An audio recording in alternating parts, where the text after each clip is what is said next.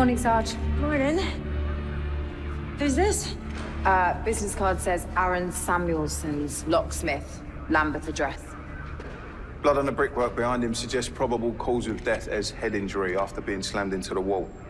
Someone really didn't like this Aaron Samuelson. Tallies with his wallet still being in his pocket. This wasn't a robbery. The phone isn't password protected. It looks like the majority of the calls are from Stacey Ford, work and home. Presumably, this is her. Have I seen him before? Dunno, might be on the system. Gambling man. Maybe he had a run-in with somebody he owes money to. Maybe not. Okay, Billy and I will go and break the news to this Stacey Ford. Can you finish up here? Yeah, of course.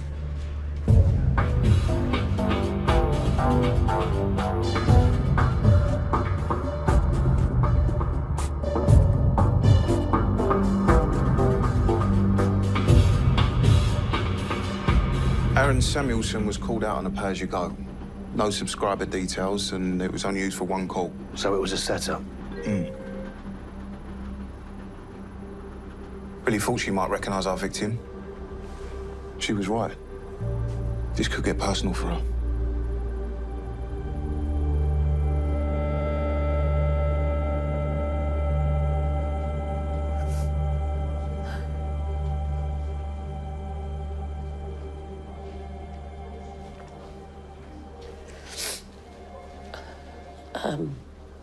Aaron got a call out.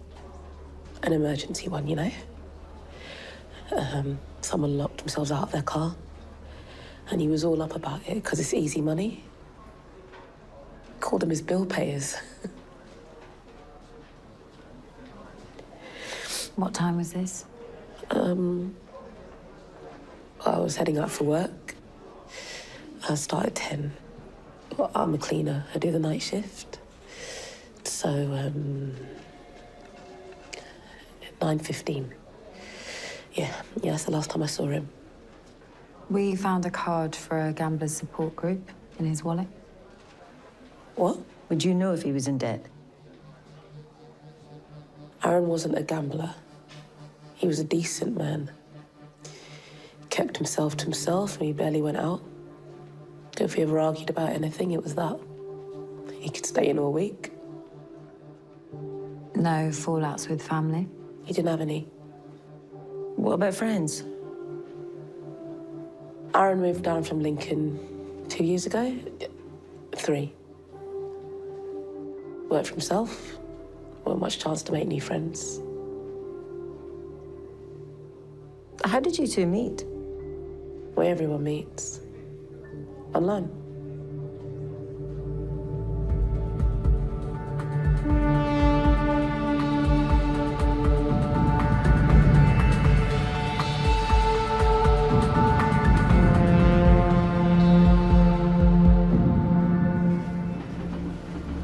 We just spoke to the girlfriend and got nothing.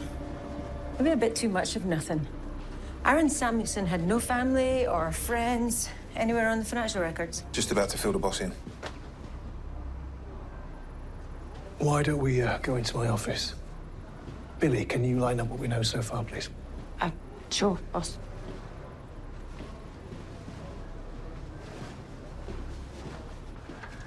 This is about the chief superintendent. I'm still thinking about the best way to approach him. It's not about Mark Groom. Robert. It's about Billy. Aaron Samuelson isn't our victim's real name. His fingerprints are a match for a Leon Renton in the system for minor shoplifting when he was 18. Okay. Leon Renton was the key witness for the prosecution in a trial against an old schoolmate of his called Kit Hughes. Hughes was convicted of manslaughter 10 years ago. Am I supposed to know that name? It's who Hughes killed.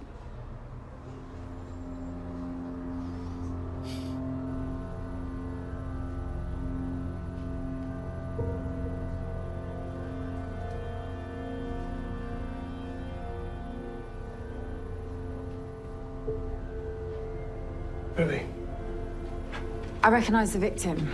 His name isn't Aaron Samuelson, it's Leon Renton. He testified against the guy that killed my dad. But you already knew that.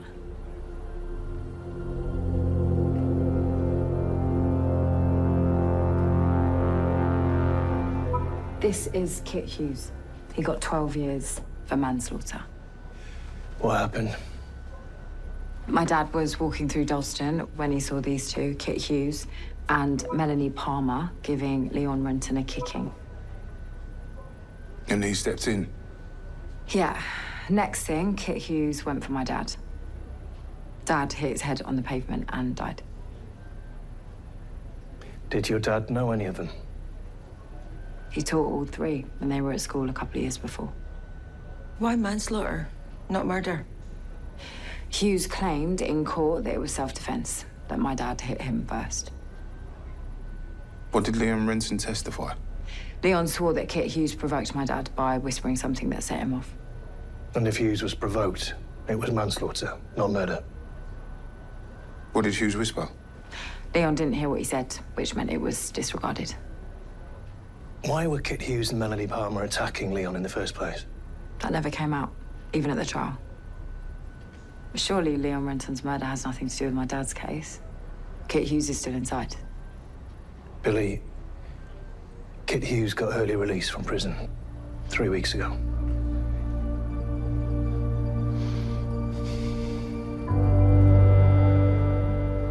I'm sure your mum's fine. If Kit Hughes is settling scores, my mum's the one who persuaded Leon to testify against him. Voicemail. Is that usual? Sometimes she forgets to turn her phone on. She's not answering at home either. Why don't you go and see her? Put your mind at rest. Thank you. I'll drive her.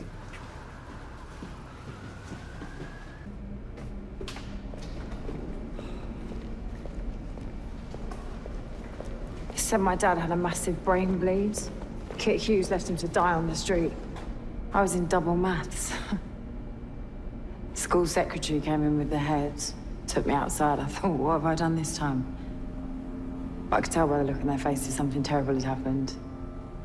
Then I saw my mum, down the corridor.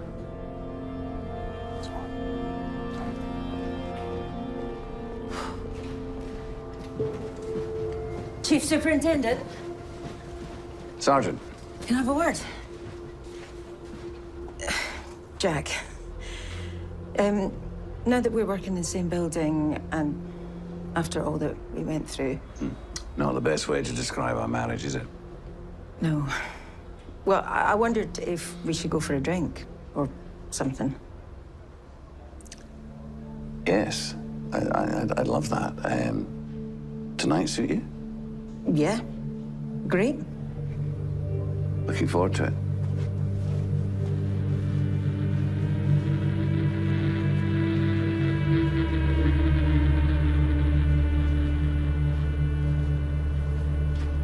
I've got a date tonight with my ex-husband. Thanks. I know this isn't easy. It's worth finding out what Kit Hughes has been up to since his release. And Melanie Palmer. I'll get onto it.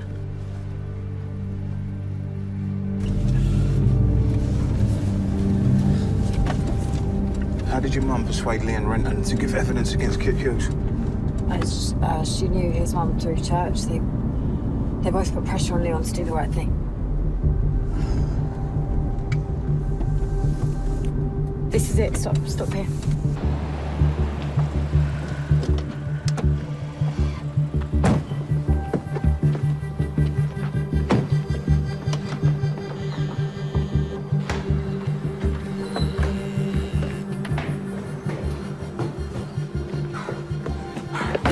Mum! Mum! No keys. No, they're in my flat. Mum! She might just be out, you know? Mum! She's not answering her mobile. She's not calling me back. Mum! Hang on, are you sure?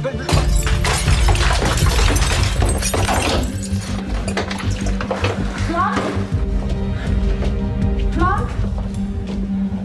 Mum, it's me.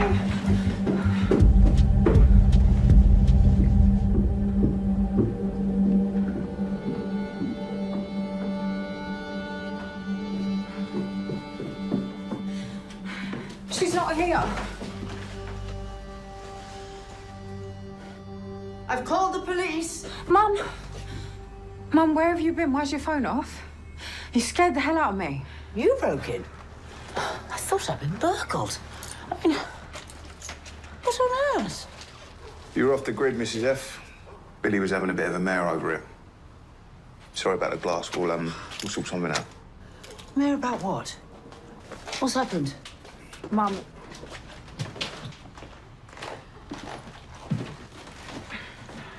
Mum. It's Kit Hughes. He's been released. I know that. I just don't understand what that's got to do with you breaking my window. You knew Kit Hughes was out? Yes. I got a call from the probation service. I thought about telling you, but... You thought? What the hell, Mum? I better cancel your mum's 999 call. Billy, I'll let the detective inspector know that everything's all right. Good to see you again, Mrs. F. You too, Ron.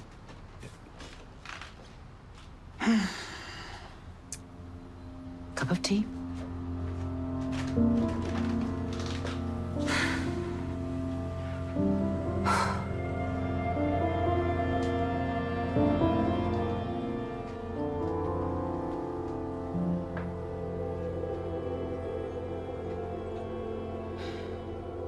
That's exactly why I didn't say anything. I didn't want you reliving everything. So you'd rather I just bumped into Kit Hughes on the street then? You must have known with good behavior. He was near the end of his sentence. Why discuss the obvious? Why discuss anything at all?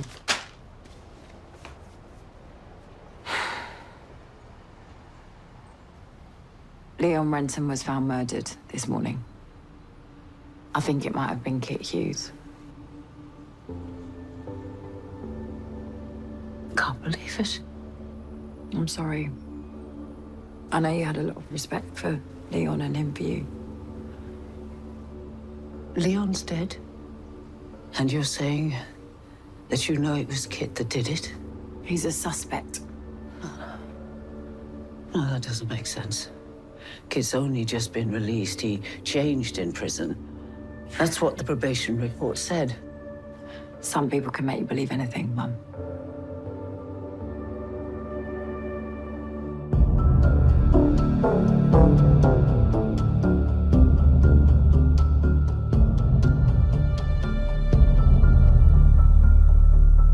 Can you detail your whereabouts for yesterday? I spent the day with my dad at his place. That's where I've been paroled. I went to evening worship at 6, and I met my outreach worker here at 7. He asked me to be part of a group session with some of the kids. We got talking after, and I've got 10 p.m. curfew, so he let me sleep on the sofa in his flat next door. He's out at the moment, but do you want his number? Please. Have you had any contact with Leon Renton or Melanie Palmer since your release? Nah, nothing. Please, check my phone. Do you have more than one phone? Nope. It's a shock, Leon's death. I've obviously thought about him a lot when I was in prison. And nowadays, after ending my penance, he's dead. I did a terrible thing to Mike Fitzgerald and his family. I intend to spend my life making up for it. I've swept away your offenses like a cloud. Your sins like the morning mist. Return to me for... But I have redeemed you. I would like your phone so that I can transfer the data onto this laptop, with your permission. Of course. I'm just happy to help.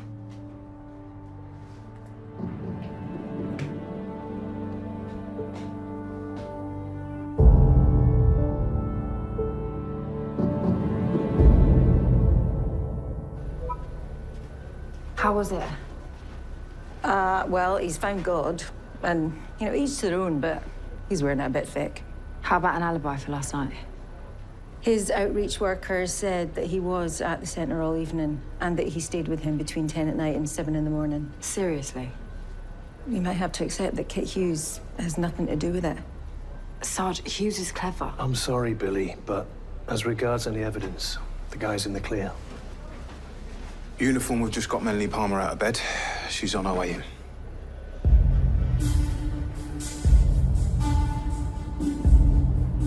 I'm Detective Sergeant Vivian Cole, and this is Detective Inspector David Bradford. Can you tell us when you last saw Leon Renton? Years ago. He moved away, didn't he? He moved back 2-3 years ago. Last night, someone murdered him. What, do you think I had something to do with it? I never even saw him. I've never killed anyone. That's mad. No, but you stood back while other people got killed. Can you tell us what you were doing between 10 p.m. yesterday and 7 a.m. today? Bottle of vodka and a movie. So that's me. Get a lie detector test if you want, but I didn't kill no one.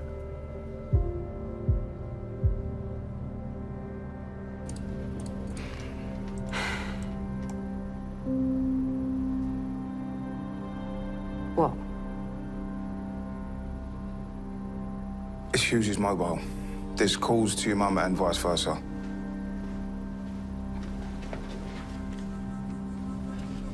What, so my mum's gonna be treated as a suspect now?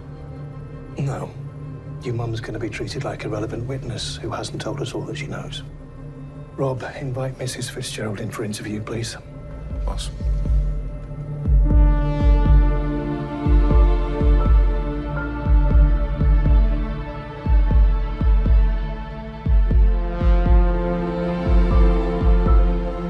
Oh, funny to finally see the place. Thanks for coming in, Mrs. F. You're welcome, Rob. Though I did have to ask a neighbour to keep an eye on my front door. Sorry, we'll sort out a glazer. I brought something in. Didn't know, but you like a biscuit, don't you? Thank you. The detective inspector won't be long. Right. Please, take a seat. Your mum brought biscuits.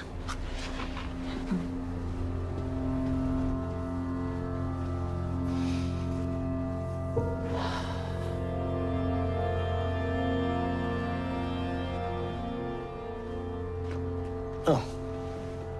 Thanks. How can I help you? I've asked you to come in because we're investigating the murder of Leon Renton. And because you made an impression on Leon that led him to give evidence against the man who was responsible for your husband's death. I understand. Good. Had you seen Leon Renton since he came back to London? He came to see me about a year ago. And you hadn't seen him or talked to him since then? No. But you have had contact with Kid Hughes? Yes. What were those conversations about? They were about his work at the outreach center, living with his father, and his feelings about the past.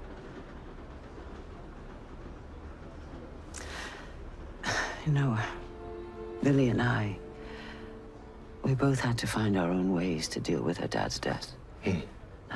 She stayed angry, and I understand that. But I just couldn't cope. Waking up every day to that awful, gut-wrenching rage. I knew I had to find a different way if I was going to get through. But I didn't think Billy would understand. So that's why I kept these things from her. Not because I have anything to hide, but because it was the only way I could go on with my life. During your dealings with Kit Hughes, can you recall any comments or feelings he expressed about Leon Renton? Only remorse. Not what happened that day to my husband, Billy's father.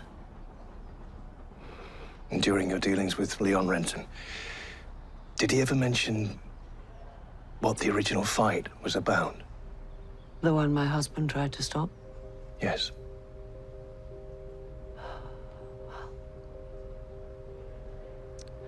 I don't suppose the truth can hurt Leon now.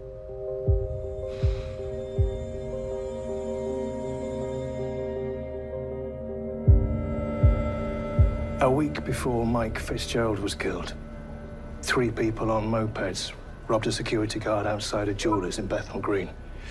They struck it lucky.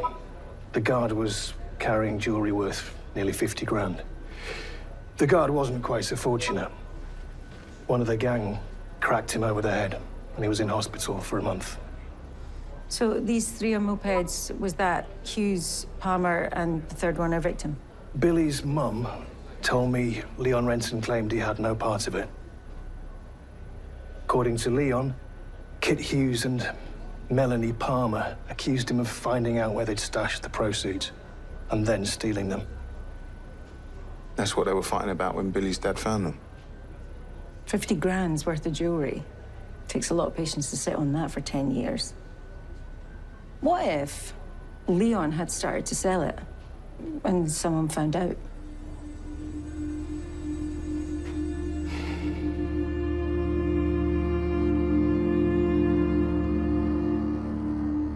I checked in with pawnbrokers local to Leon Renton and Stacey Ford. One of them was offered the yellow diamond ring a couple of weeks ago. The guy didn't take it because there was no provenance. He was concerned it might have been stolen, so he kept the CCTV. Stacey Ford.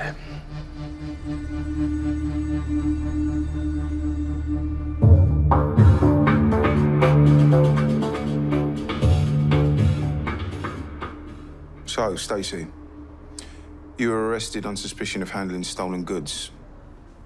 When you were searched, this ring was found in your bag. The ring matches one that was stolen from a jeweller's in Bethnal Green 10 years ago. It looks like the same ring. Did Leon find out you were selling his stash? Oh, he never knew. There was a reason that Leon still had that jewelry after 10 years. Putting it on the market and selling it would have drawn attention to himself and proved that he took it in the first place.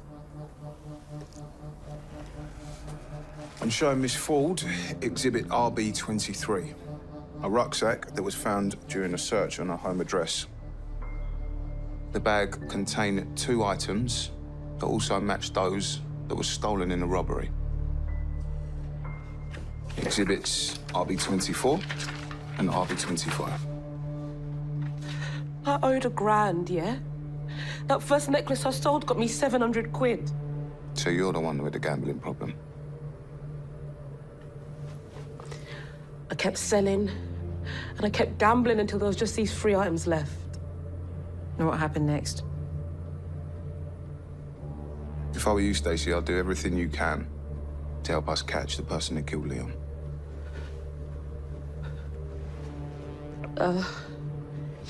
Most pawnbrokers weren't interested. One said he'd put the word about for a percentage. When he sent out the photo of the ring, I was amazed he heard back so quickly. What was the arrangement? We met in a cafe in Hackney 3 days ago. Did you take the ring? No, just to talk about money. I wanted to see if I could trust her. Her? What was her name? She called herself Alex. Said she was owed the ring. Said she knew Leon of old. Guessed I was his girlfriend. She said I had to give the ring to her or someone would get hurt. I'm supposed to be meeting her today. She texted me this morning, like she still wants it. Then you're gonna meet her. No, I can't do that.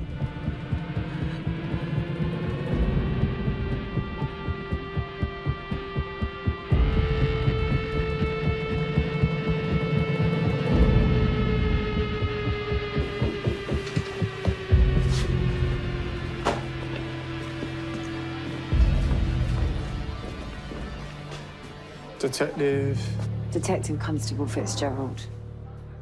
You're... Marsh's daughter. Mike Fitzgerald's daughter, yeah. I heard you're a police officer. Yeah, in conversations with my mother. In prison and since your release, and they're gonna stop. Do you understand me? I do. I think Marsh has found them useful, but... Stay away from my family. Look, I don't want to cause any of you any more pain. I never expected any forgiveness. Your mum, she's a blessing. Shut up. Just shut up. What did you say to my dad that made him so angry that night, provoked him into having a go at you before you killed him? I didn't say anything. Leon was lying. You're the one who's lying. Whatever you said meant you got away with murdering my dad, because that's what this was, murder. Look, I'm sorry for what I did. Stay away from my mum.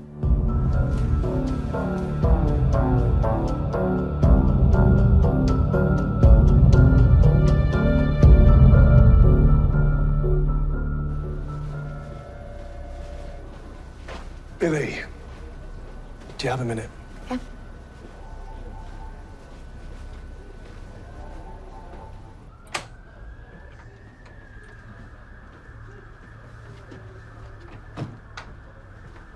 Sit down. You all right? Has there been a complaint? About? I did something I shouldn't have done. Well, it hasn't reached me. Will it? I went to see Kit Hughes to warn him off contacting my mum. No one wants this for you. I'd probably camped outside his door myself, but don't sacrifice your career over him. Your dad wouldn't have wanted that. We haven't got any evidence. No forensic, no DNA or prints that put Hughes at the scene. And he has an alibi. He's not a suspect. Yes, sir. Go and spend some time with your mum. And no detours. Thank you.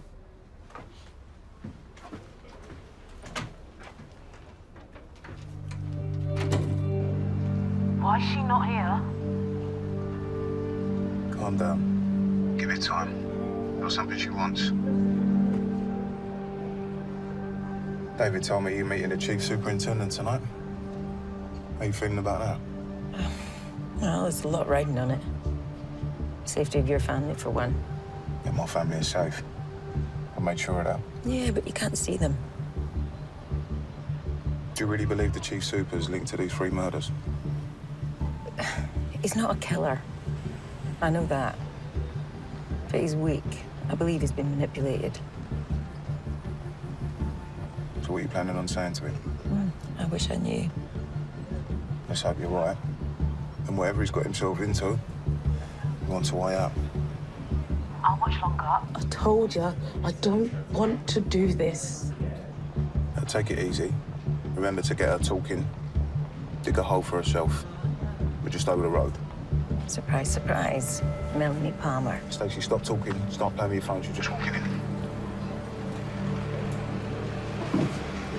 You brought it? Yeah? Well, hurry up then.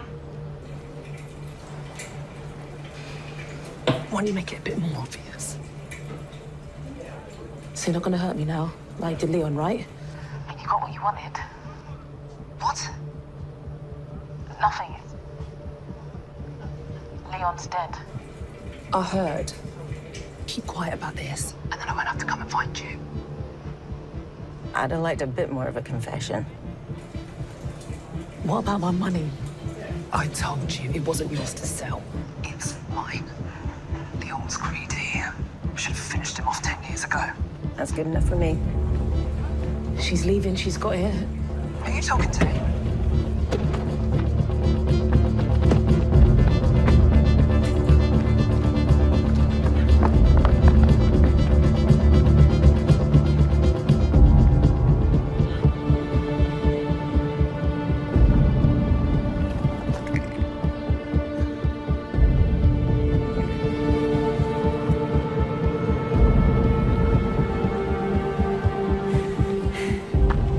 Try me. Give me your hands. I'm going to search you.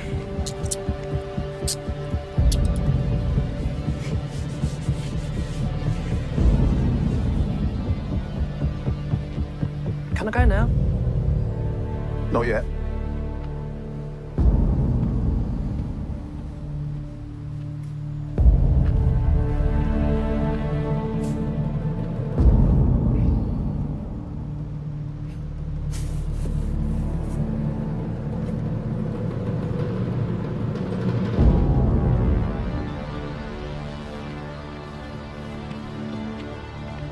Melanie Palmer, I'm arresting you on suspicion of the murder of Leon Renton. You what? And for handling stolen goods.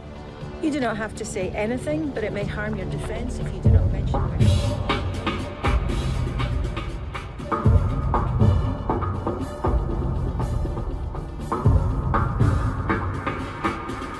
We're not that bothered about a 10-year-old robbery, Melanie. If you had nothing to do with Leon's murder, tell us the truth.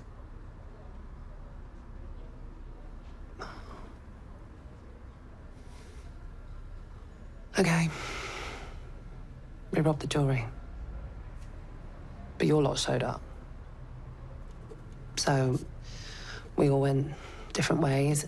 Leon had the bag. He reckoned he ditched it in the chase. Yeah, right. I owed a lot of money back then. I was desperate. That's why I helped Kit beat Leon up. And what about now? Why would I kill Leon? Finally getting my share of the job.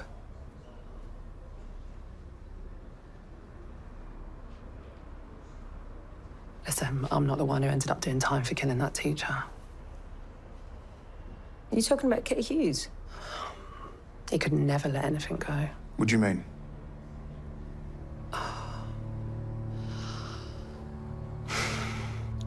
Mr. Fitzgerald got Kit expelled from school for violence.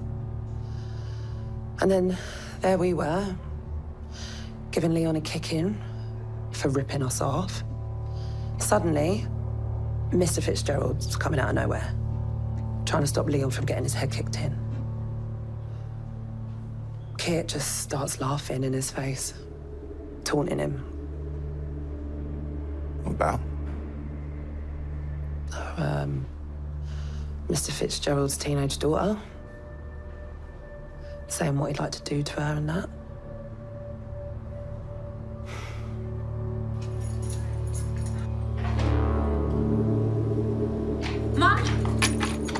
Mum!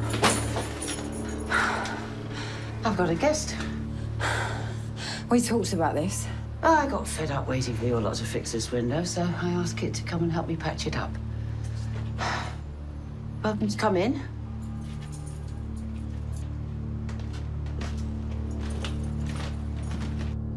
Mr. Fitzgerald, he goes crazy, screaming at Kit to keep his hands off his daughter. Which gave Kit an excuse to really put the boot in. I mean, like he said after, he'd been waiting a long time to wipe the smile off Fitzgerald's face. Kit Hughes puts himself out as a reformed character these days.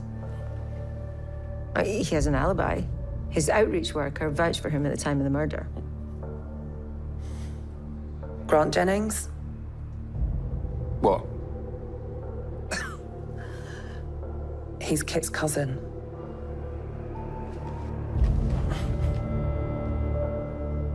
I wanted to chat. No, let's have a chat. Oh, Billy. What do you want, huh? Can you not see that this makes me happy? Your mother's a very spiritual person. This is not a conversation that you're a part of. We have to share what's inside, or we can't understand each other. Do you have to talk like that?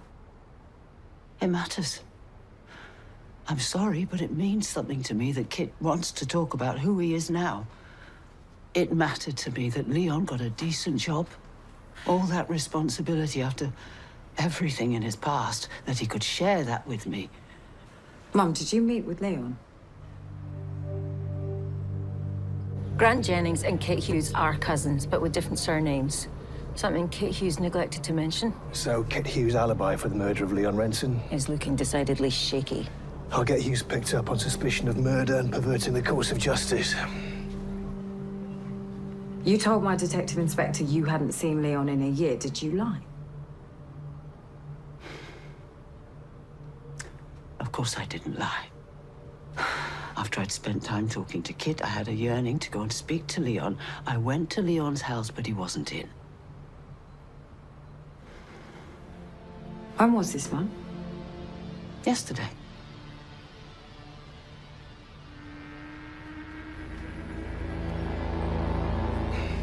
I phoned Kit Hughes' dad. He isn't there, and he hasn't been back to the centre. Control. Officer requiring urgent assistance. Belford Road, E14. It's Billy's mum's address.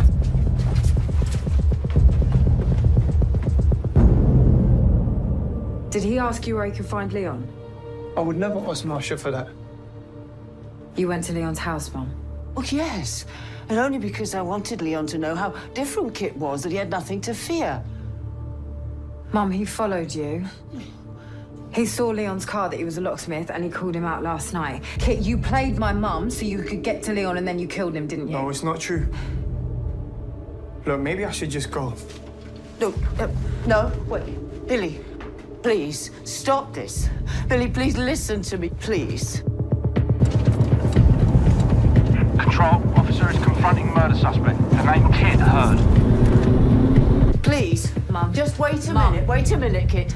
You don't understand. Mum. He's trying. Please, just wait a minute, okay, Billy? Please. Mum, I please. can't. Ah! Get away from the door. Leave her alone. Get away from the door. Just put the knife down, Kit. Get away from the door. I don't know what you want from me. Oh, be quiet. Tell your daughter to do the right thing. Do the right thing. Oh. Units attending. Belford Estate. Suspect has a knife. Okay, Kit. I'm moving away from the door, all right? Now leave.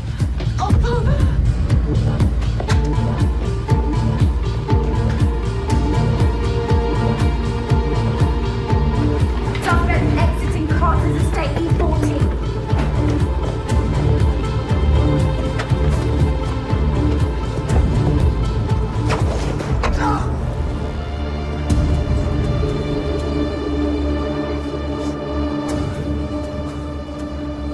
Please, help me.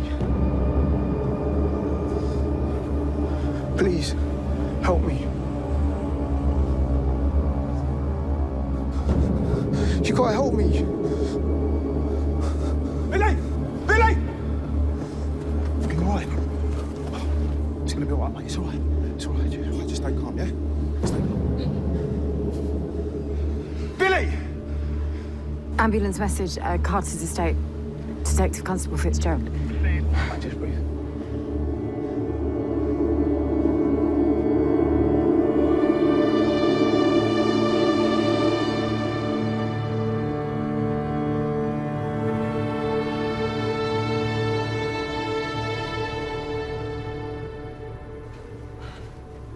All right? Hey. Kit Hughes is out of surgery. And with the evidence we've got, he'll be going down for Leon's murder. Like you should have done for your dad's. Good. We're looking after your mum. She was a little shaken up. Don't know what I'm going to say to her. There's naive, and then there's... Just be there, I reckon.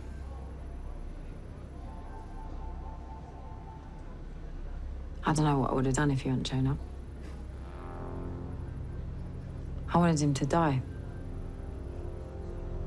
I wanted him to feel the life draining out of him like my dad. I'm no better than him. You're a copper. And you're decent. And he's a lowlife who deserved what he got. And he would have done the right thing.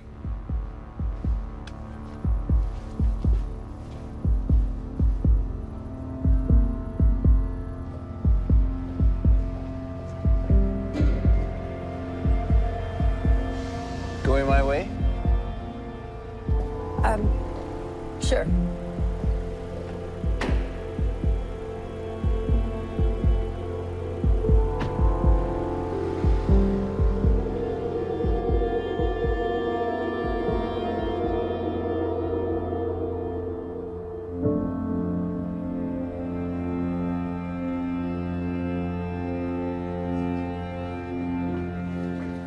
Thanks.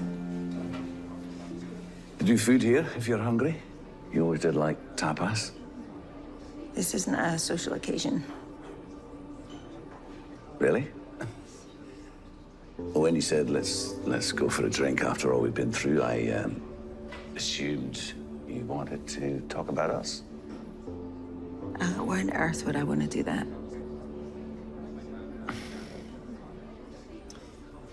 Yeah, I'll say one thing about you, Vivian. You may be a cold-hearted bitch, but at least you're consistent. When you said it's over, it was over. Didn't see you for dust. Do you really not know what it is I want to talk to you about?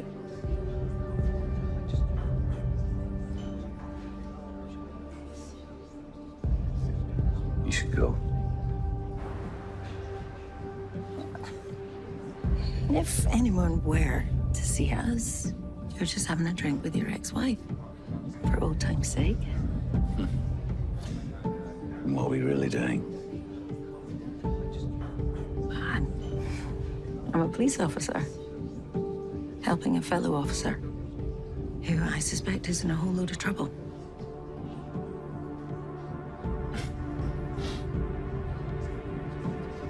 Not here, darling. No, I know. Don't worry about that now.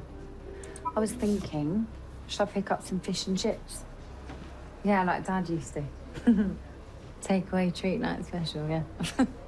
Okay, just wait for me. I'll phone you when I'm on my way up. Okay, see ya. Billy, I want you to say, your instincts were good. I didn't go about it the right way. I know today's been hard. Just make sure you learn from it. Thank you, sir. Good night.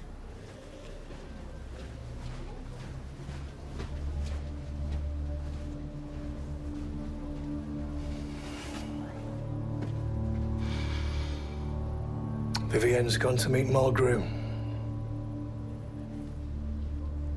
Do you think she can persuade him to talk? Well, if she can't, I don't know who can. Time was you couldn't stand the Sarge. What's changed? I got to know her. Vivienne is one of the best detectives I've ever worked with. Well, I could have told you that. Well, you know me, Rob. Slow on the uptake. So, tell me what you think you know. Well, as you may recall, a young police officer, Tyler Bates, was murdered outside a pub in Poplar nearly a year ago. We have reason to believe that the killer is a serving police officer. Go on. Grace Harper, who was the landlady of the pub where Constable Bates was killed, she saw who did it. And she was prepared to identify the killer, but then she was murdered too while she was in police protection. Her brother-in-law, Harry Steadman, told someone that the killer would never be caught because he had friends in high places. And then he was murdered. That is 3 people dead, Jack. 3. Murdered by a serving police officer. You have to tell me who that officer is. Help us put a stop to this. No, I don't know what you're talking about. I don't know you anymore. This Grace Harper, Yes, you say she was killed while she was in police protection. she was. Someone in the force told the killer where she was hiding out. It was you. Wasn't it?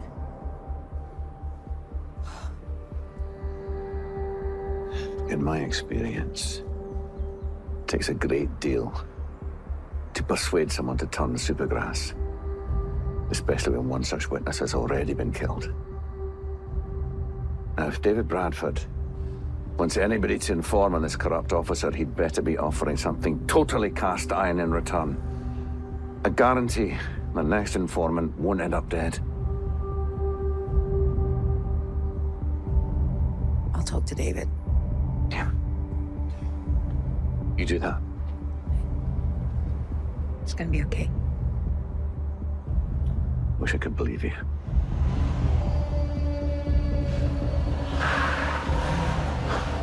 You don't know it was him. Don't I? You better do something quick, otherwise I'm dead.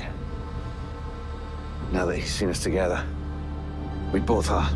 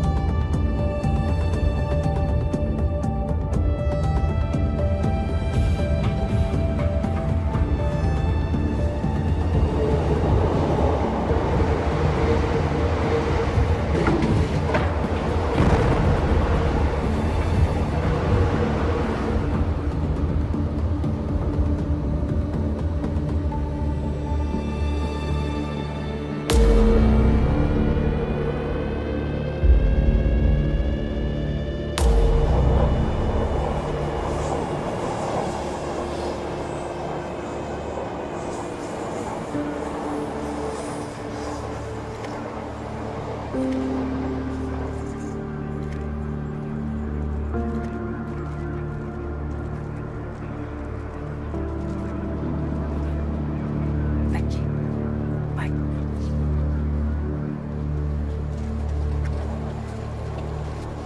Look, I reckon he's been dead about a month.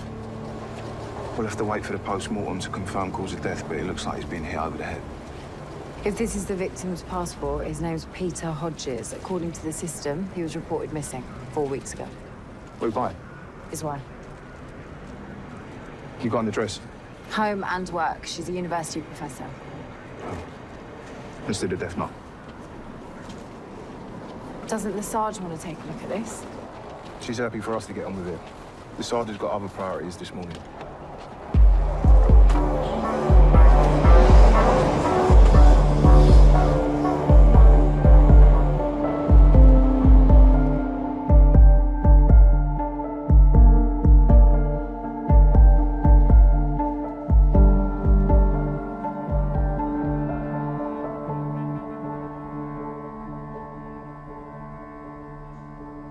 This is our suitcase. These are my husband's possessions. We've only been married a year. We're very sorry for your loss. We're going to need your assistance with a forensic sample for a comparison. Something belonging to Peter. Of course. Did Peter take his phone the morning he went missing? It's not been recovered as yet. The missing persons team asked me to look, but I couldn't find it. We understand the MISPA case has been downgraded. Yes. One of the neighbors saw my husband leaving. He had a suitcase with him. The detectives decided it proved his disappearance wasn't suspicious. I'd say they were wrong, would you?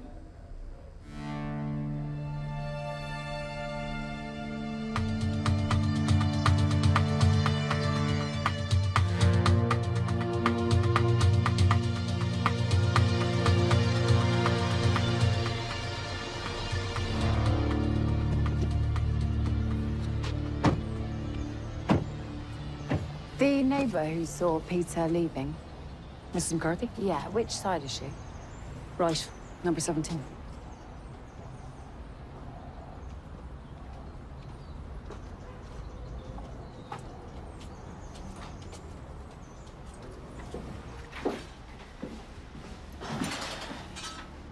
What do you need?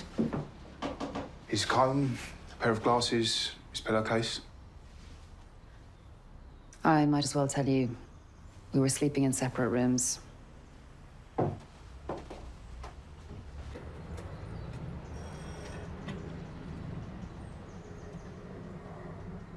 Poor guy. I can't believe he was murdered. Sorry. It's a shock.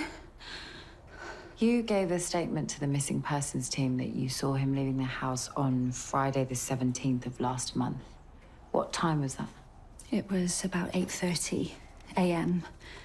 That's when my husband rings. He works away a lot in Manchester, phones before his first meeting.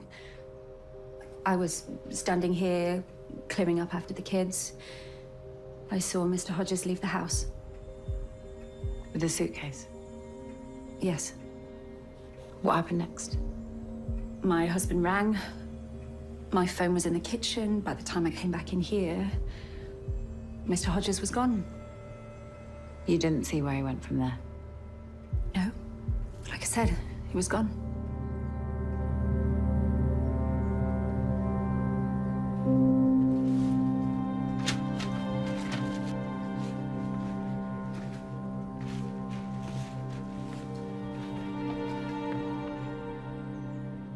With separate rooms. Do you mind if I ask?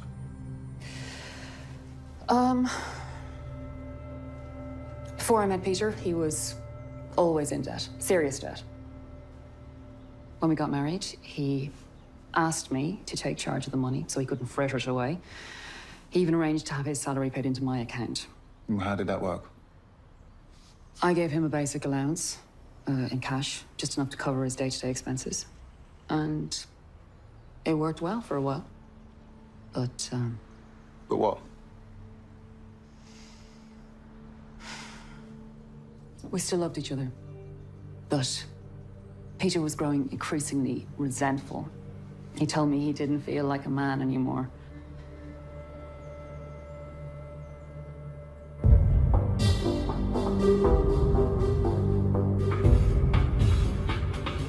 I've been going through Peter Hodges' financials. He had a savings account of his own. 2 days before he disappeared, he paid in £5,000 in cash. Interesting. I also went through the receipts in his wallet, and I found one for a cafe next door to the bank. 2 coffees, 2 sandwiches, 20 minutes after he deposited the 5K. So he wasn't alone? I requested the bank's CCTV. I'll send it to you now.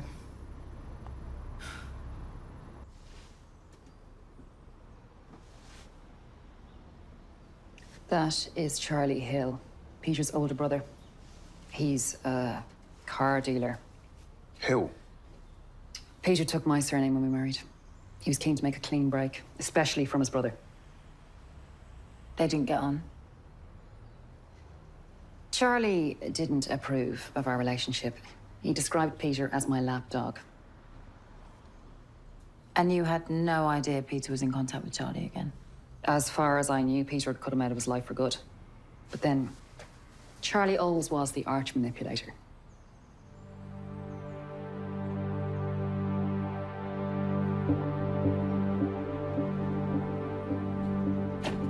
How come we're out and about and the Sarge is in the office doing all the grunt work? We're sleeping in separate bedrooms. Some people do. That's not a marriage. What's up with you lately? I haven't seen my wife for days, or my kids.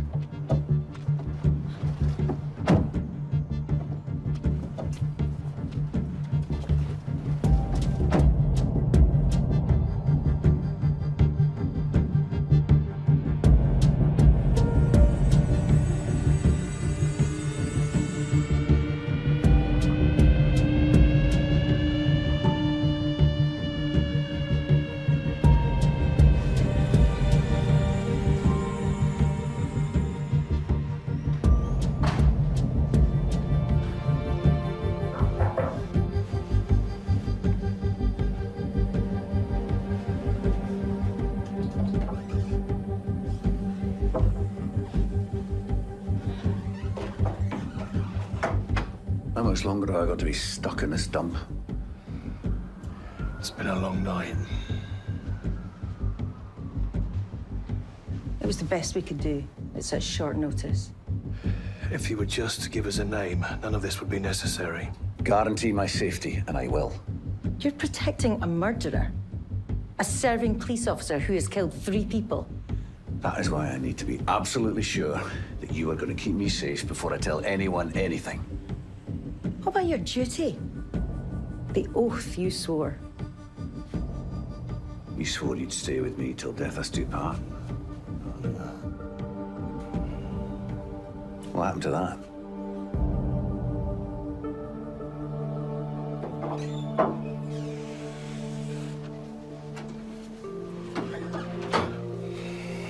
Is he going to come through? Tell us what we need to know. Your guess is as good as mine. You shouldn't be out and about. I want you to go straight to the office and stay there.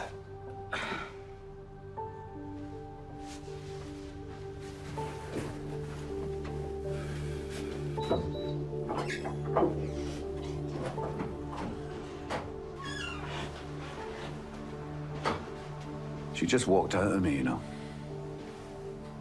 Didn't even leave a note. I got home. Vivian had packed up her stuff and gone.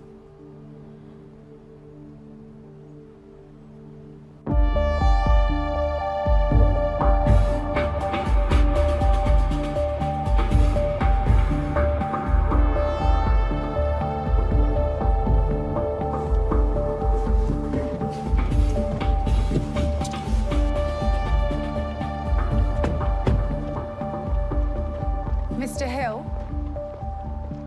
Who's asking? Detective Constable Billy Fitzgerald. This is Detective Constable Rob Brady. What's this about? Your brother, Peter Hodges. Was he turned up? I'm very sorry to tell you, Peter was found dead. Dead? Has there been an accident? No, the circumstances are being treated as suspicious. What does that mean? Mr. Hill, we're investigating your brother's murder.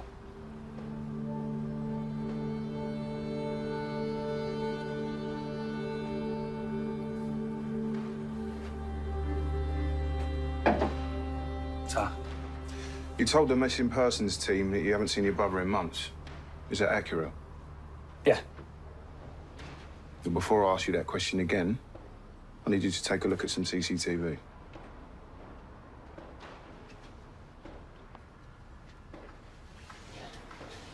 This was just over 4 weeks ago.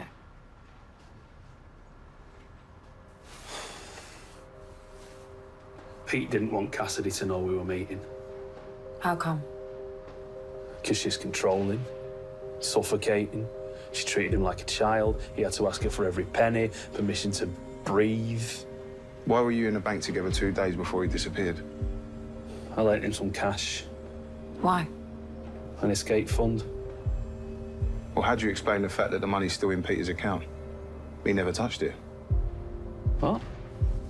No, I just assumed that when he disappeared, he'd used it to get away from that witch. So your brother didn't contact you after he left? No. You sure? Do I need to remind you this is a murder investigation? I swear I've never heard from Pete again.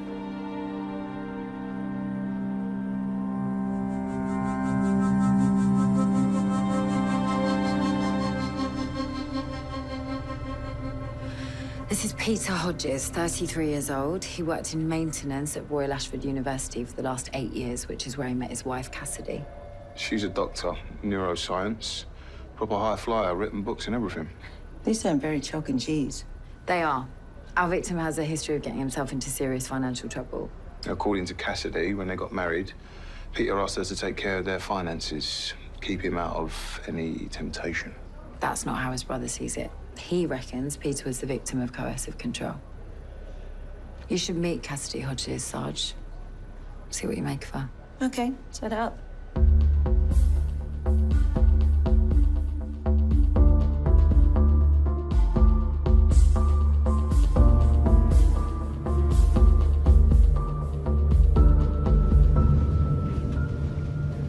Sarge, I've been talking to Rob, or rather he's been talking to me. About? The fact that he had to send his family away because they were threatened. What else did he say? Only that I should speak to you.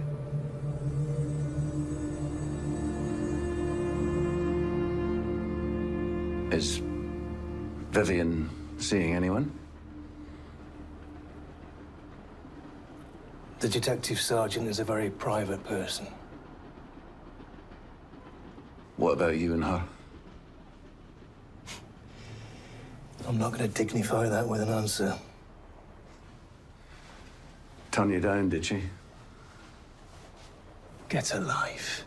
You have no idea of the pressure. You're a disgrace. I am still your senior officer. So what are you going to do? Report me?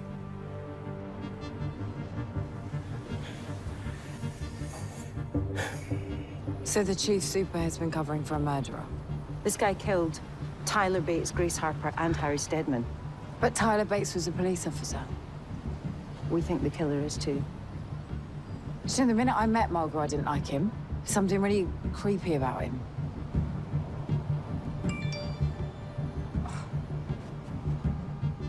I need to respond to this.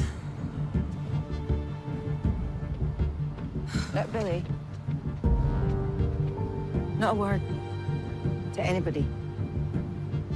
Yeah, of course.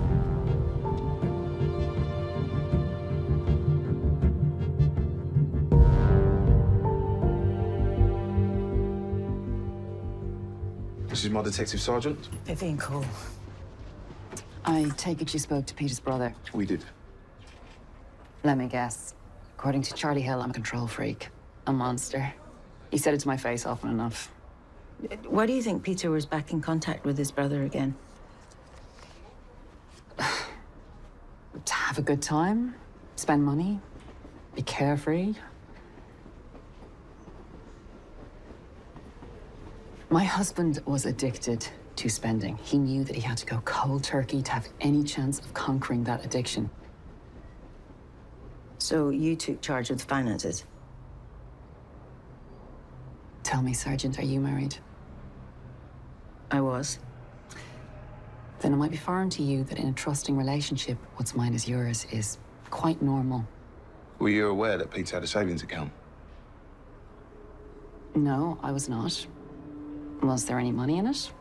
£5,000. According to Charlie, it was his running away fund. But the odd thing is that he never got around to spending any of it. All that means is that he was killed before he could withdraw it.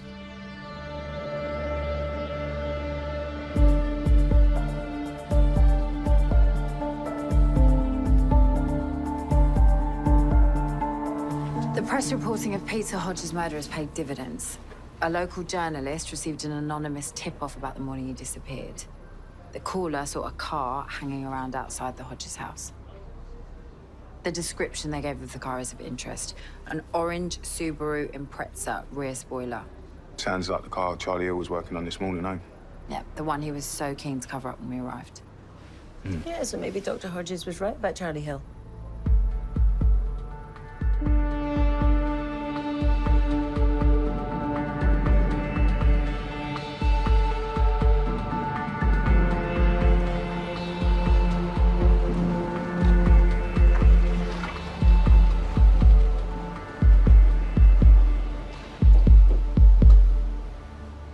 Officers,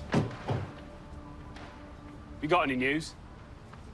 Where's the car you were working on this morning? The souped-up Subaru? So the owner came to collect it. Can we get their name and address? Yeah, be in the office.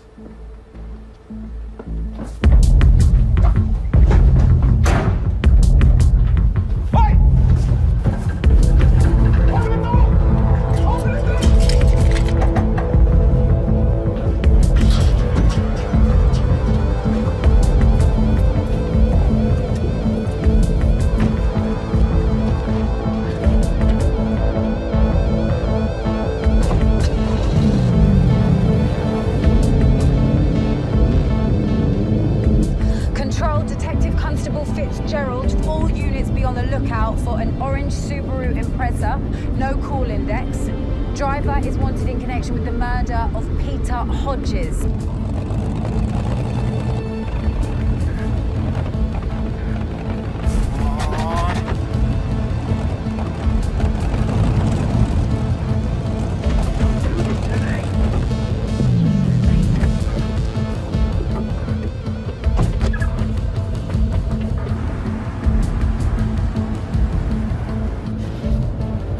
That's the car.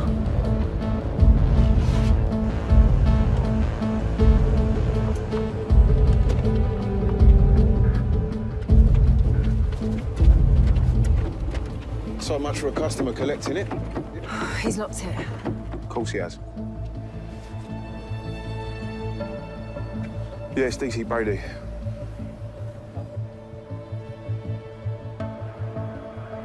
It's open now. Number plates are false. Surprise, surprise.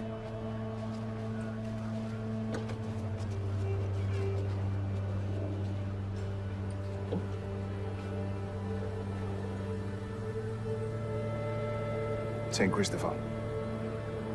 Wasn't our murder victim wearing one of these in their photo? Looks like a match to me. Yeah.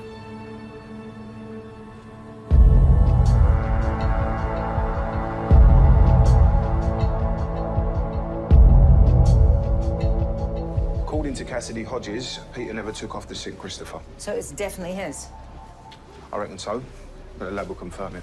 So, dead or alive, Peter Hodges was in the stolen car that his brother's driving? At some point.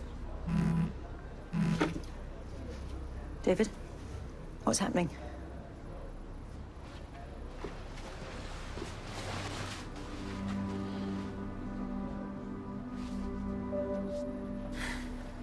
What's that for? I can't imagine what you've been going through. One thing I don't understand, though. How did Vivian and David get the chief super to play ball? The Sarge didn't tell you absolutely everything then? What? Vivian and Mulgrew used to be married. Rob, we need you to take over from the detective inspector at the safe house. He needs to go to HQ. I'm on my way.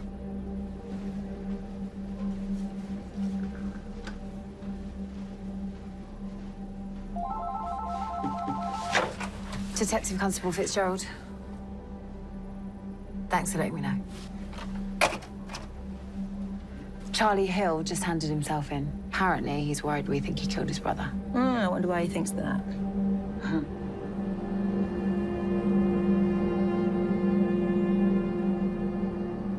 I didn't kill Pete. Why did you run then? Panicked. Why? Because of that orange Subaru. We suspect that it's stolen. The engine and chassis numbers have been removed. Tell us, Charlie. Did you do that? Yes. Me and Pete, we were stealing cars. When did this start? A few months back, Pete needed some cash to leave Cassidy. He was always good with electronics. He got hold of, like a scanner. He'd point it at the car and the owner thinks it's secure when it's locked, but it isn't. The thing is, we're not so concerned that the car was stolen. What we care about is whether your brother Peter was ever inside the Subaru. Nah, never.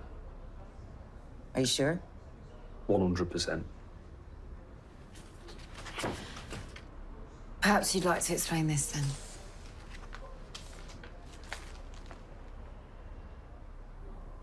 It's the St. Christopher's medal. It's like the one Cassidy gave to Pete. It was found in the boot of the orange Subaru. Nah, that's impossible. Why? I told you, Pete was never in that car. I only nicked the Subaru last week. So you can't explain Peter St. Christopher being in the Subaru? Could someone have planted it there? Well, it's possible, I guess. How? Well, the same way Pete got into the cars he nicked. Using the scanner.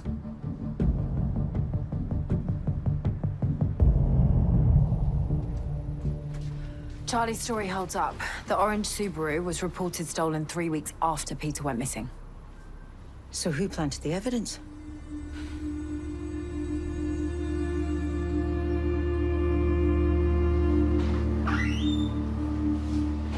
How's he been? Pain in the neck.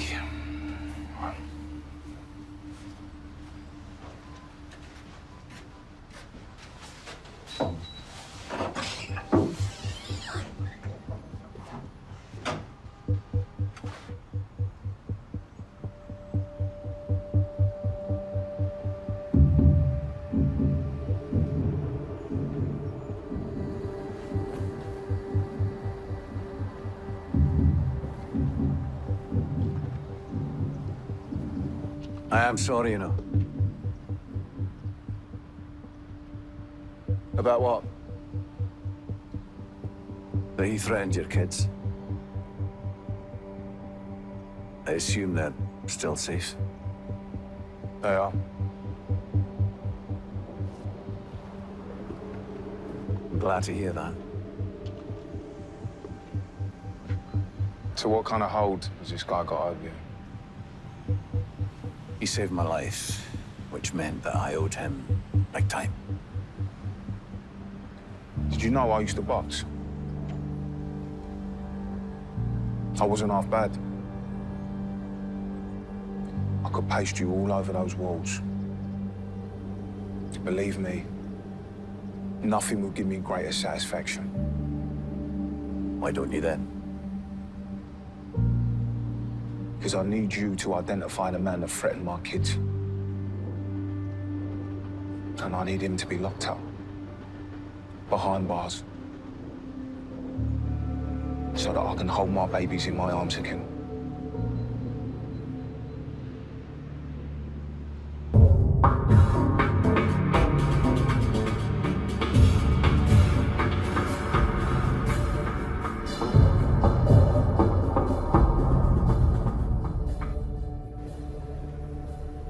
You are kidding me.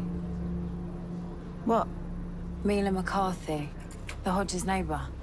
There's no way she could have seen Peter Hodges leaving around 8:30 on that Friday morning. How come? When I spoke to her this morning, something wasn't right, so I ran a check on her financials. According to her debit account records, Mila was putting petrol in her car at 8:27, 3 miles from home.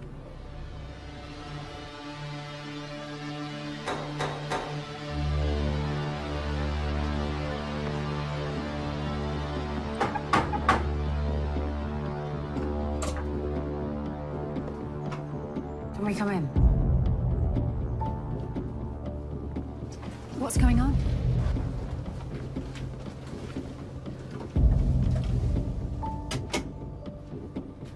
I'm going to arrest you for murdering Peter Hodges and for perverting the course of justice, and then these officers are going to conduct a search of your property.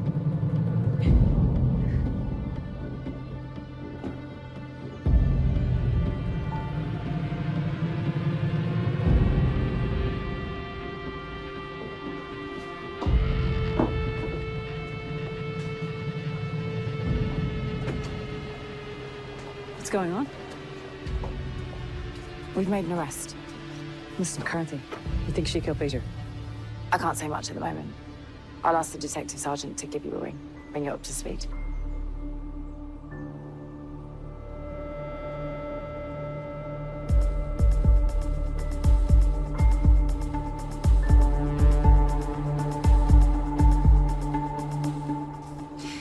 Mila, you gave a statement saying you saw Peter Hodges leave home at around 8:30 on the morning he disappeared. This is a receipt for petrol paid for on your debit card at 8:27. It's quite the trick being in 2 places at once. I dropped my kids off at school. Got some petrol on the way to the supermarket.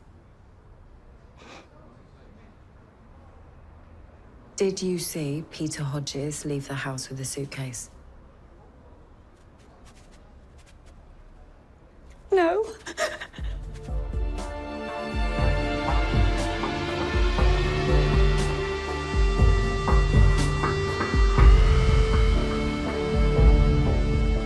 I looked at Peter Hodges' call data again. The last time he used his mobile was at 9 o'clock on the Thursday night. So he could have been killed before Friday? That's what I'm thinking. This is footage from a CCTV camera near the deposition site on Thursday, just before midnight. I can't get a clear registration yet, but I'm sure that's Mila McCarthy's car. You know, if Mila is the killer, then she'd have to have planted the St. Christopher in Charlie's car. Using a scanner. I find that hard to believe. Yeah, so do I. Who would be clever enough and arrogant enough to think that they could get away with all of this? Cassidy Hodges. Exactly.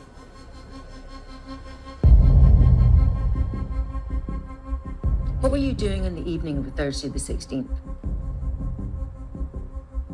The night. All night. Yes. You didn't go out? No. Then what was your car doing near Millwall Stadium at 23:48 that evening? That is your car, isn't it? Yes. Mila, did you kill Peter Hodges? No. Then who did? I can't tell you. Why? I just can't.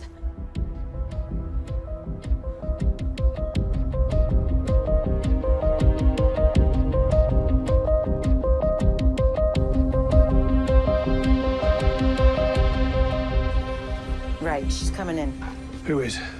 The victim's wife, Cassidy Hodges. I told her I want to update her on the progress of the investigation. And what are you really up to? We think she killed her husband. We just have to prove it. How's it going? Good. The Deputy Assistant Commissioner will be here soon. Rob's bringing Margaret in to speak to her. We have a deal? Yes, I think we do. He doesn't deserve to be protected. After what he's done, he should be going to prison.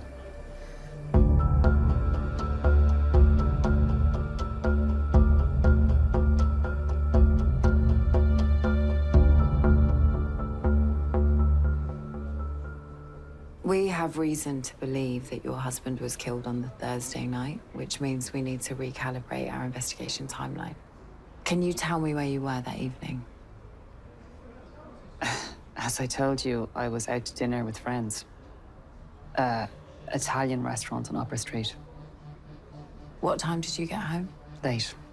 Very late. I walked all the way. From Upper Street? Yes, I'd been drinking. Wanted to clear my head. I left the restaurant about 11:30, so I can't have got home till nearly 1 o'clock in the morning. When you got home, did you see your husband? Speak to him? No, I assumed he was fast asleep. In his own room? That's right. One more thing. Where were you between 10 and 11 o'clock this morning? At home. Coming to terms with my husband being murdered. Thank you. That's very helpful. Cassidy Hodges told us she was out for dinner with friends the night her husband was killed. The dinner checks out, but she paid for a meal earlier than she told us. If she caught a taxi rather than walked, she could have been home in 20 minutes. So she had plenty of time to get home, kill her husband, and dispose of his body. When was the body dumped? Just before midnight. CCTV shows Mila's car in the area. I requested urgent call data for Cassidy's phone. She told us she was home this morning. Grieving. But cell site puts her very close to Charlie's garage. And what was she up to? She was planting her husband, St. Christopher, in the car that she took to be Charlie's. All right, that's more than enough for me. Arrest her and search her home address.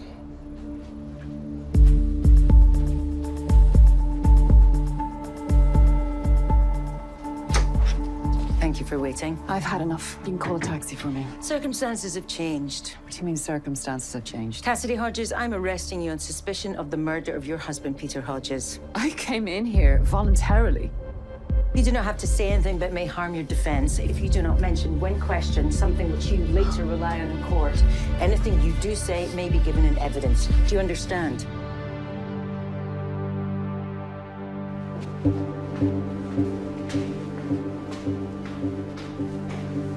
Just need to swing by my office, pick up a couple of personal items. Won't take a moment. Make it quick.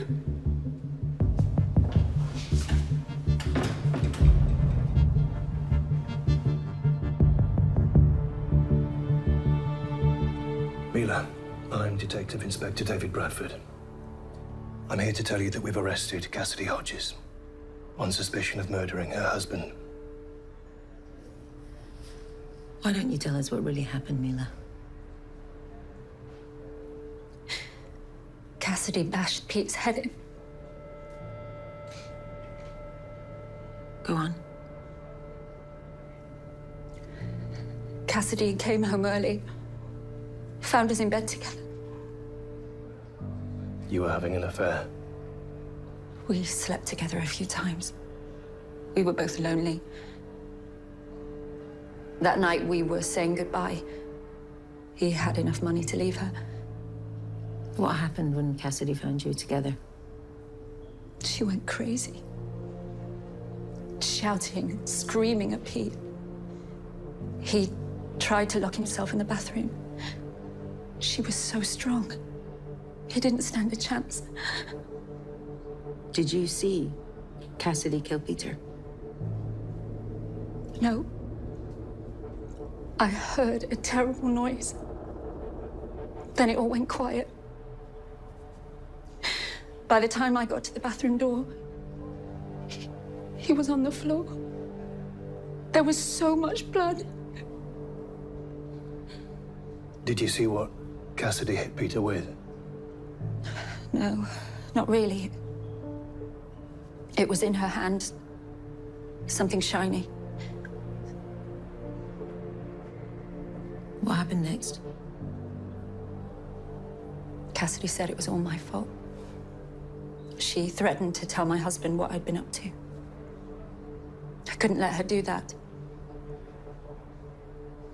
And then? Cassidy can't drive. She made me drive my car so she could dump Pete's body. It was horrible.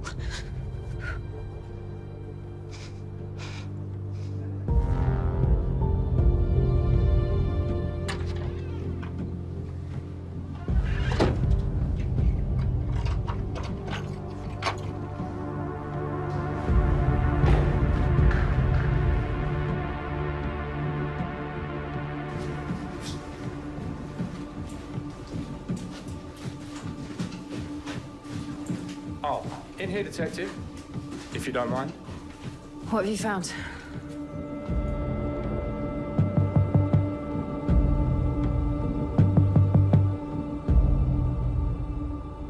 This is a joke. When did you last see Charlie Hill? I told you. Over a year ago at our engagement party. You didn't call around today? Of course not. Cell site data for your phone shows you close to Charlie Hill's garage this morning. You were there from 10:26 until 10:31. Plenty of time to plant evidence in a car. You might be interested to know your trip was a waste of time. Charlie didn't steal the car until 3 weeks after Peter was killed, when Peter's body had already been dumped. When did you leave the restaurant? The night before you reported your husband missing? It was well after 11, closer to 12. And yet you paid the bill not long after 10 o'clock. I hung around, chatted to staff, had another drink. Mila McCarthy told us what really happened that Thursday night. Did she tell you she killed Peter? They'd been having an affair. He told her he was leaving and she killed him. Really? And you've been covering for her all this time? Why would you do that?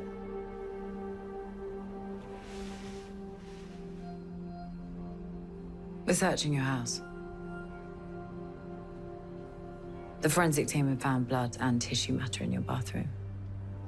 We're assuming both belong to your husband, but the lab will confirm that. We also found fragments of glass, consistent with someone breaking a mirror with great force.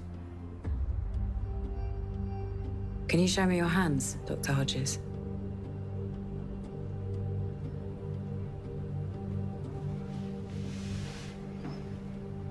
I can see healing cuts on your hands. How did you get those?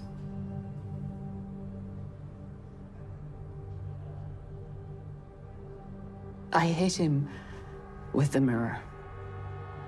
So you admit that you killed Peter? Yes. Was Mila McCarthy involved? No. Whose idea was it to say that she saw Peter leaving? Mine. It worked. Until your husband's body was found. By the way, when did you find the scanner? A couple of weeks after. Once I'd worked out what it was for, I realized that is how Peter was stealing cars. After everything I had done to get him on the straight and narrow. Not such a trusting relationship after all. Charlie Hill did his best to destroy my marriage. And as for Mila McCarthy, having sex with my husband in my house. You blackmailed her, and you made her move your husband's body with you. Will she be charged? As an accessory? The Crown Prosecution Service has authorized charges against her. Then today hasn't been all bad.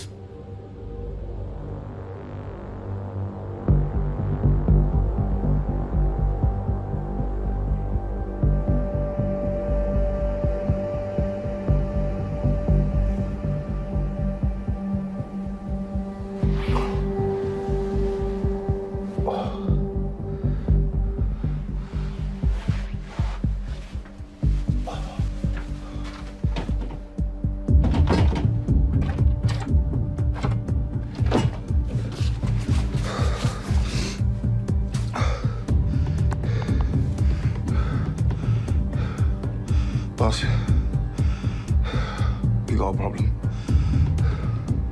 You were right about coercive control. Good instincts. Thanks. Rob said something earlier. What? He said you were married to the chief super. What about it? He told me you didn't even know Mr. Mulgrave. Sorry about that. I was lying. We've just charged Cassidy Hodges with murder. What's happened? Chief Superintendent Mulgrew. I'm sorry, he gave me the slip. Cracked Rob with a golf club. Are you all right? I'm fine. Just feel a bit stupid. There he is. He clearly changed his mind about giving evidence. Where would you go, Vivian? Out the country? Possibly. He'd need his passport. Would he risk going home? When we were married, he hid things in his locker at the gym. Hereford Gym. Same one I go to. I've seen him in there. Billy, you're with me. Yeah. Rob, line up urgent cell site for Mulgrew. On it. How could he be so reckless? I want you to stay here. That is an order, Sergeant.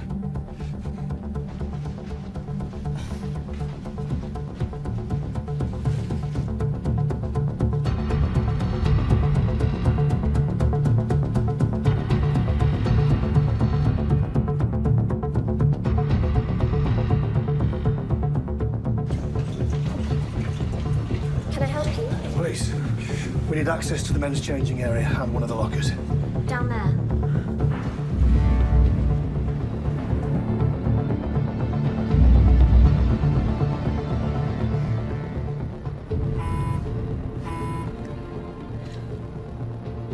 Where are you? Don't panic. I'm on my way.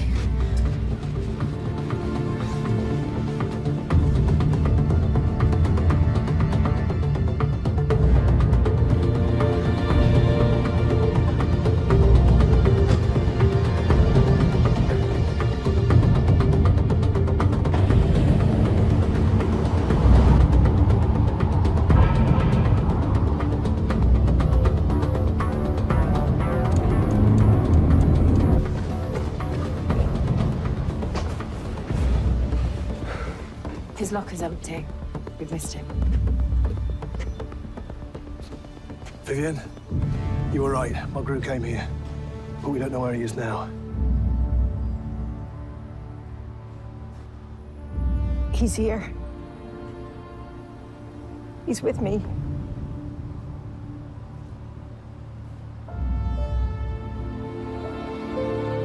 He's dead.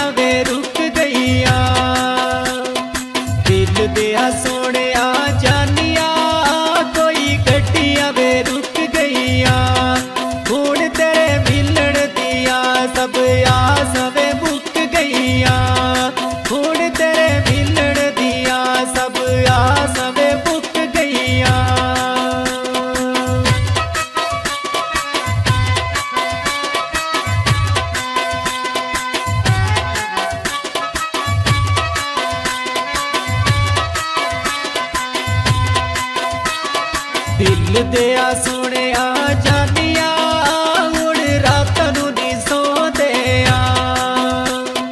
दिल दिया सोनिया जानिया हुण रात नू नी सोंदे तेरे कोलू वक्त हो के हुण लुक लुक रोंदे तेरे कोलू वक्त हो के हुण लुक लुक रोंदे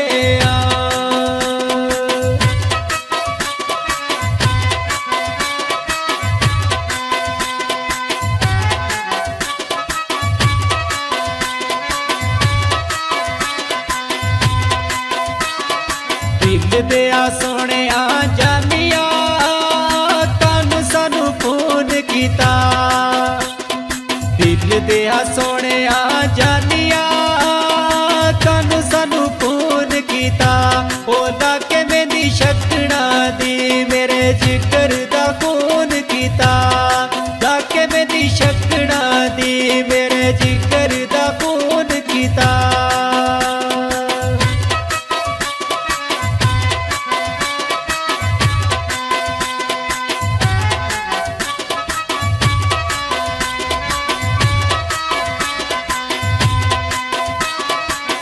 दिल दिया सोने जानिया क्यों साडे नाल दगा वे कीता दिल दिया सोने जानिया क्यों साडे नाल दगा वे कीता कुछ दिल जख्मी कोलू तेनू किस जुदा कीता कुछ दिल जख्मी कोलू तेनू किस जुदा कीता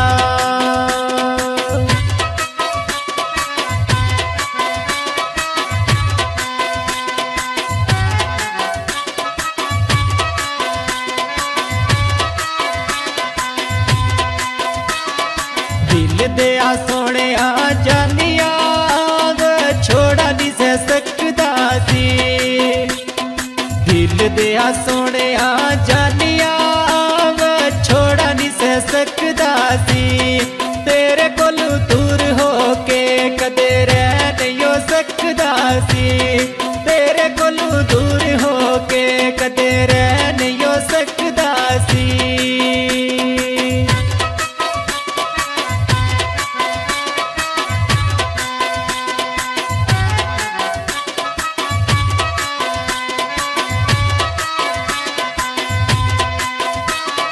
दिल दिया सोने जानिया एव छोड़ वे पै गेनी दिल दिया सोने जानिया एव छोड़ वे पै गेनी हो तेरे नाल जीने दे अरमान ही रह गेनी तेरे नाल जीने दे अरमान ही रह गेनी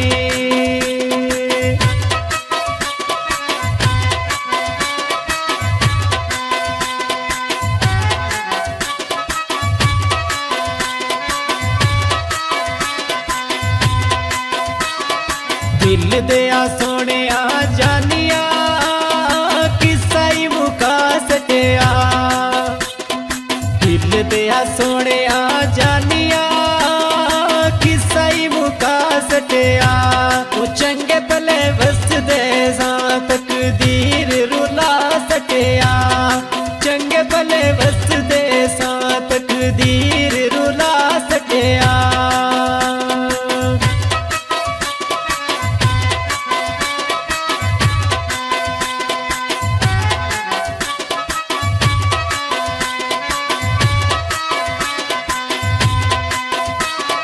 दिल दिया सोने जानिया किस्मत दे खेल होंदे दिल दिया सोने जानिया किस्मत दे खेल होंदे जिन्ना सच्चा प्यार होंदा नहीं दुनिया ते मेल होंदे जिन्ना सच्चा प्यार होंदा नहीं दुनिया ते मेल होंदे